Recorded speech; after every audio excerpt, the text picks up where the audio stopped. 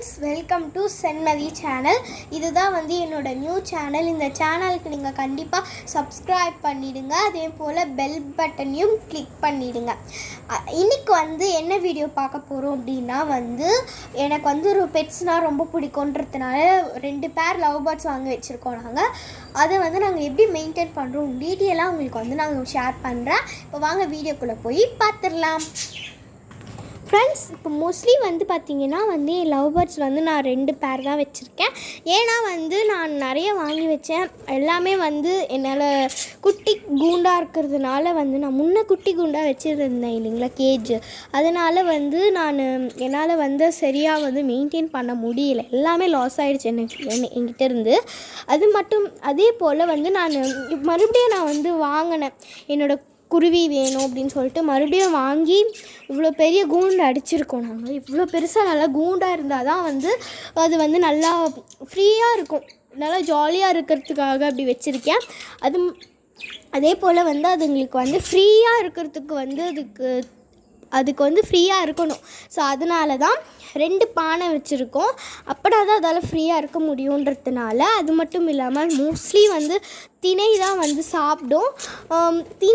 திணையில் தோல் உரியாத ஒரு திணை இருக்கும். ஸோ அந்த திணை தான் அது மோஸ்ட்லி சாப்பிடும். அதே போல் அதுக்கு 2 பானை வச்சிடணும். கூண்டா பெரிய கேஜ் இருந்தால் தான் அதால் எக்லே பண்ண முடியும். ஸோ அதனால தான் நாங்கள் பெரிய கேஜாக நாங்கள் வச்சு எக்லே பண்ணணும் அப்படின்றதுனால வச்சுருக்கோம். அது நல்ல ஒரு எனக்கு தெரிஞ்சு நல்ல பெரிய கேஜாக இருந்தால் தான் எனக்கு தெரிஞ்சு அது நல்ல ஒரு ரிசல்ட் கொடுக்கும் அப்படின்னு தான் நான் நினைக்கிறேன்.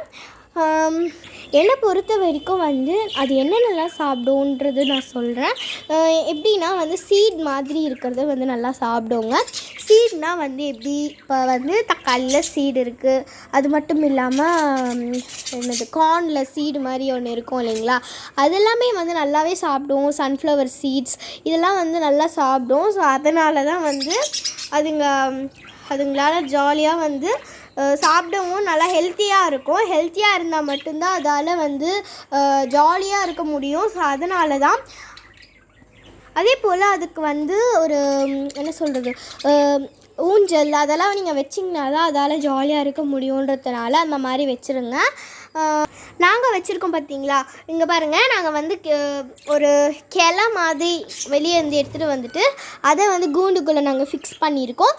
அப்போ நம்ம ஃபிக்ஸ் பண்ணும்போது வெளியே ஃப்ரீயாக இருக்குவாங்க இல்லைங்களா, குருவிங்கெல்லாம் வெளியே ஃப்ரீயாக இருக்கும். ஸோ அந்த மாதிரி நம்மளால் இருக்க முடியலையே அப்படின்ட்டு அதுங்க ஃபீல் பண்ணும். ஸோ அதனால் நாங்கள் என்ன பண்ணுறோம் அப்படின்னா, அதால் ஃப்ரீயாக இருக்க முடியுன்றதுனால இந்த மாதிரி இது ரெடி பண்ணி வச்சுருக்கோம். இது எங்களோட டேடியோட ஐடியா தான். மோஸ்ட்லி அதுங்க எக்லே பண்ணும்போது பானைக்குள்ளேயே தான் இருக்கும். இங்கே பாருங்கள், ஒருத்தர் பானைக்குள்ளே இருக்கார். அப்படி என்ன தான் பண்ணுவாங்கன்னு தெரியல. சாப்பிடும்போது மட்டும்தான் வெளியே வருவாங்க, உள்ளே தான் இருப்பாங்க எல்லாருமே. அது மட்டும் இல்லை, நாங்கள் முன்னே வச்சுருந்த கூண்டு இந்த மாதிரி இருந்தது. முன்னே நாங்கள் இந்த மாதிரி தான் கூண்டு வச்சுருந்தோம். அதால் ஃப்ரீயாக இருக்க முடியல. ஸோ அதனால தான் நாங்கள் இந்த கூண்டுக்கு மாற்றிட்டோம். இப்படி தான் இருந்தது, இவ்வளோ குட்டியாக இருந்தது. இதுலேயே நிறைய குருவி வச்சுருந்தேன் நான். பட் எல்லாமே என்னை விட்டு லாஸ் ஆகிடுச்சு. ரொம்ப கஷ்டமாக போயிடுச்சு எனக்கு. நான் திணை அது எப்படி சாப்பிடும் அப்படிங்கிறத நான் உங்களுக்கு காமிக்கிறேன். அது எந்த மாதிரி வாங்கணும் அப்படின்றதும் உங்களுக்கு காமிக்கிறேன். மோஸ்ட்லி திணை நம்ம தோல் உரித்து தான் தோல் உரிக்காத மாதிரி அதை ஃப்ரெஷ்ஷாக வாங்கணும். அப்போனா தான் அதுக்கு நல்ல ஹெல்த் கிடைக்கும். மோஸ்ட்லி திணை இப்படி தாங்க இருக்கும். திணை இந்த மாதிரி தோல் உரிக்காத நம்ம வாங்கணும். ஃப்ரெஷ்ஷாக இருக்கும் அது. ஸோ அந்த மாதிரி வாங்கணும். இங்கே பார்த்தீங்கன்னா தெரியும், இப்படி தான் திணை இருக்கும். திணையை அப்படியே வெளியே வைக்கிறீங்கன்னா இந்த மாதிரி ஒரு ஸ்டோர் பாக்ஸில் போட்டு நீங்கள் வச்சுக்கோங்க. அப்போனா தான் அது நல்லா நீட்டாக இருக்கும். இதோட முக்கியமான ஒரு சீக்ரெட் என்ன அப்படின்னா, நம்ம கீழே எல்லாமே க்ளீனாக வச்சுக்கணும் நம்ம கேஜை. அப்போனா தான் எந்த இன்ஃபெக்ஷன்ஸோ எந்த டிசீஸோ வராத இருக்கும். நான் அப்படி தான் நிறைய க்ளீன் பண்ணாத அன்டேட்டியாக இருந்தது. ஓகேவா? ஸோ அதனால் வந்து நான் வந்து அதனால் அது என்னை விட்டு லாஸ் ஆகிடுச்சு. ஸோ அதனால தான் நான் திருப்பி சொல்கிறேன், உங்களோட கேஜை நீங்கள் வந்து க்ளீனாக வச்சுக்கிட்டால் மட்டும்தான் நம்மளால் அதை வந்து நல்லா நீண்ட நாட்கு வரும். அப்படி இல்லைனா வந்து அது நம்மளை விட்டு லாஸ் ஆகிடும், டிசீஸ் வந்துடும். ஸோ அதனால் நீங்கள் பார்த்து வச்சுக்கோங்க.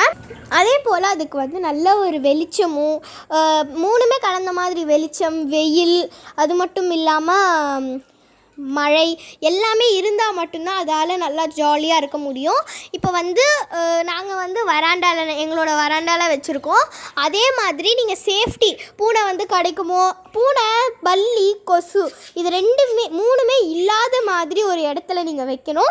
சேஃப்டியாகவும் இருக்கிறது முக்கியம் இல்லைங்களா? ஸோ அதனால் நீங்கள் தூங்க போகும்போது நைட்டில் வந்து ஒரு கிளாத் வச்சு மேலே அப்படியே மூடிடுங்க. அப்போனா தான் வந்து குட்டியாக வந்து ஓட்டை விட்டுட்டா போதும். ஏன்னா அது ப்ரீத் பண்ணுறதுக்கு வந்து ஓட்டை வேணும். ஸோ அதனால் நீங்கள் வந்து அப்படியே ஃபுல்லாக மூடிடுங்க, குட்டியாக ஒரு ஓட்டை விட்டுருங்க. அவ்வளோதான், அது வந்து பானைக்குள்ளே போய் பட்டு தூங்கிக்கும். ஸோ அதுக்காக தான் உங்களுக்கு இவ்வளோ தான் வந்து ஃபுல்லாக எங்களோட செட்டப்பே இருக்குது. நிறைய ஊஞ்சல் எல்லாமே நீங்கள் வந்து செட் பண்ணிடணும். அப்போனா தான் வந்து நம்மளுக்கு வந்து அது ஒரு பார்க்க ஷோவாகவும் இருக்கும், அதுங்களுக்கும் வந்து ஜாலியாக இருக்கும். அது மட்டும் இல்லாமல் இங்கே வந்து பார்த்திங்கன்னா இந்த மாதிரி கம்பி வந்து இந்த மாதிரி இருக்கணும். சரிங்களா? கம்பி வந்து இந்த மாதிரி வந்து கோடாக ஸ்கொயராக இருக்கணும்.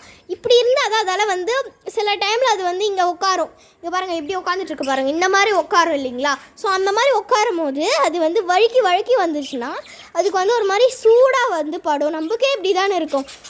அதனால் வந்து அதுக்கு வந்து ரொம்ப கால் வந்து அறத்துக்கும் சில டைமு அந்த மாதிரி ஆகிடும். ஸோ அதனால் வந்து நம்ம அந்த மாதிரி பண்ணக்கூடாது, அந்த மாதிரி கூண்டு ரெடி பண்ணக்கூடாது. இந்த மாதிரி ஸ்கொயராக வந்து தனியாகவே விற்கும். ஸோ நம்ம தான் இழுத்து போடணுன்னு கிடையாது, இதை வந்து தனியாகவே இந்த மாதிரி விற்கிது இல்லைங்களா? ஸோ அதை நீங்கள் வாங்கி வந்து நீங்கள் போட்டுக்கணும் கேஜுக்கு. இவ்வளோ தான் என்னோடய செட்டப். நீங்கள் இவ்வளோவோ சொல்கிறீங்களே, டோர் எங்கக்கா அப்படின்னு கேட்டிங்கன்னா, டோர் வந்து இந்த சைடில் இருக்குது. நாங்கள் வந்து இங்கே தான் டோர் வச்சுருக்கோம். இதை வந்து நம்ம ஓப்பன் பண்ணக்கூடாதுன்றதுனால சைடில் வச்சுருக்கோம். இங்கே பார்த்தீங்களா, இந்த மாதிரி கம்பி வந்து இருக்கக்கூடாது, நடுவில் மட்டும்தான் கோடு இருக்கும். இந்த மாதிரி வந்து கம்பி வந்து நம்ம வைக்கக்கூடாது. நான் இங்கே காமிச்ச பார்த்தீங்களா, இந்த மாதிரி கம்பி தான் வைக்கணும். அப்போனா தான் வந்து கேஜ் வந்து அவங்க உட்காரும் போது கால் கிழிச்சிக்காத இருக்கும். ஒரே லவ் பேர்ட்ஸ்க்கு வந்து நாங்கள் இந்த மாதிரி இதில் விட்டு தான் வந்து அது இதாச்சு, அந்த ரத்தம் வந்துடுச்சு, அது கிழிச்சிக்கிட்டு. ஸோ அதனால் அந்த மாதிரி பண்ணக்கூடாது. அதே போல் நீங்கள் வந்து கேஜில் வந்து என்ன பண்ணவே கூடாதுன்னா வந்து கேஜில் வந்து இந்த மாதிரி கம்பிகளை அப்படியே விட்டுறக்கூடாது. அப்போனா அது வந்து கிழிச்சிக்கும். ஸோ அதனால் அப்படி விட்டுறக்கூடாது. நாங்களும் அப்படி தான் விட்டு அந்த மாதிரி கிழிச்சிடுச்சு. எப்படியோ நாங்கள் வந்து காப்பாற்றிட்டோம். இப்போ ஜாலியாக இருக்குது. இவ்வளோ நேரம் பொறுமையாக என் வீடியோ பார்த்ததுக்கு உங்கள் எல்லாருக்கும் தேங்க்ஸ். இதோட நான் வீடியோவை முடிச்சுக்கிறேன். இந்த வீடியோ உங்களுக்கு பிடிச்சிருந்துச்சுன்னா லைக் பண்ணுங்கள், ஷேர் பண்ணுங்கள், கமெண்ட் பண்ணுங்கள். மறக்காத பக்கத்தில் இருக்க பெல் பட்டனையும் கிளிக் பண்ணுங்கள். பாய் பாய்.